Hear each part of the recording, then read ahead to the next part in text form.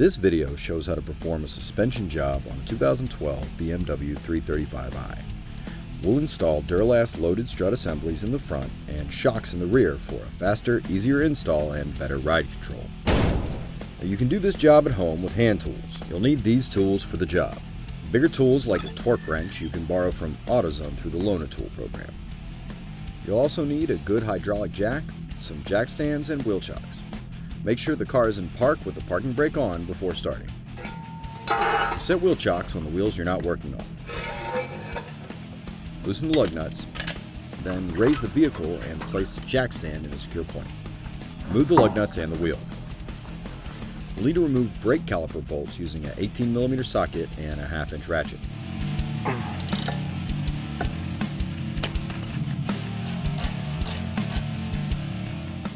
Remove the brake hose from the clip and place and secure the caliper out of the way, making sure that the brake hose does not stretch. Remove the sway bar link using a 17mm wrench and 16mm socket.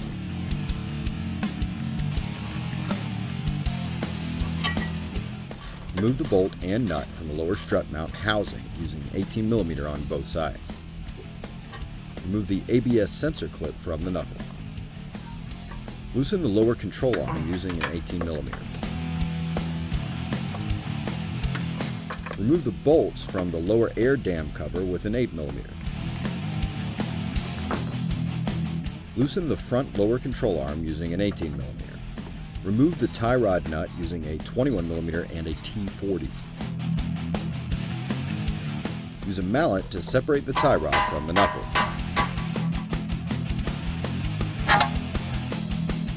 Use a chisel to spread the knuckle to loosen the strut. Turn the steering wheel to the opposite side to move the tie rod out of the way. Remove the lower mount of the strut from the knuckle. While holding the strut mount assembly, remove the top 3 strut mount nuts with a 13mm.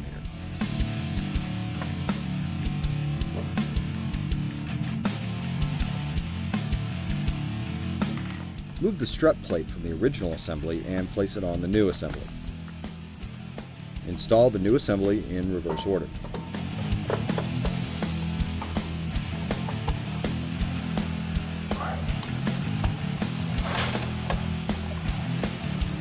Make sure to clean the strut mounting in the knuckle assembly. Line the studs on the strut with the gap on the knuckle. Use a jack to raise and support the knuckle.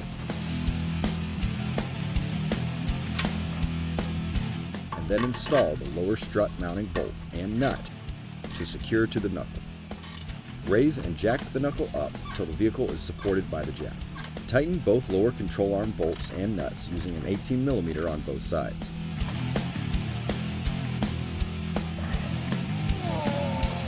Install the lower air dam cover bolts with an 8mm. Reinstall the tie rod end and nut. Install the sway bar link, bracket, and nut.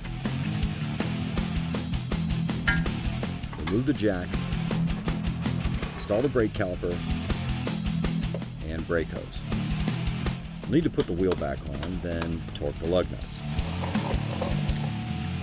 Repeat on the other side, and you're ready to move to the rear. For the rear, remove the wheel following the same procedures as we did on the front. Use an 18mm wrench to hold the shock while using an 18mm socket to remove the lower shock nut. In the trunk, remove the interior paneling. On a convertible, you'll have to remove a bracket. Make sure to mark the bracket placement to avoid adjustment in the top alignment.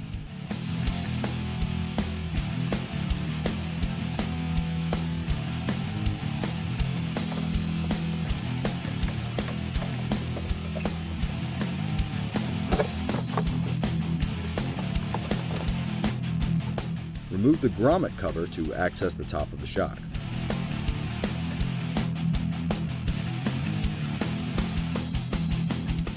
Use a 16mm deep socket to remove the top nut. You may need a friend here to help hold the shock to keep from turning. You can also hold the shock at the base with the 18mm. Compress and remove the shock.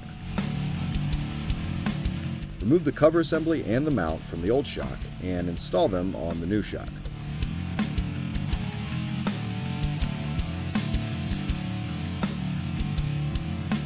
make sure the bushing goes on before the top nut.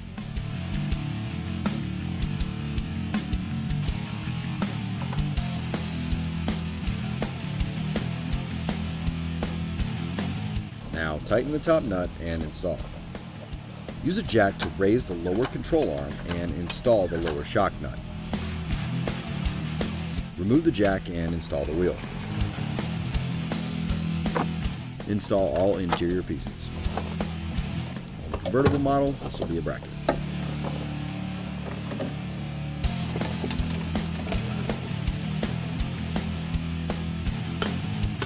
Repeat on the other side and you're done. After any suspension job, we recommend going for a test drive, getting an alignment check, and of course enjoying your new suspension.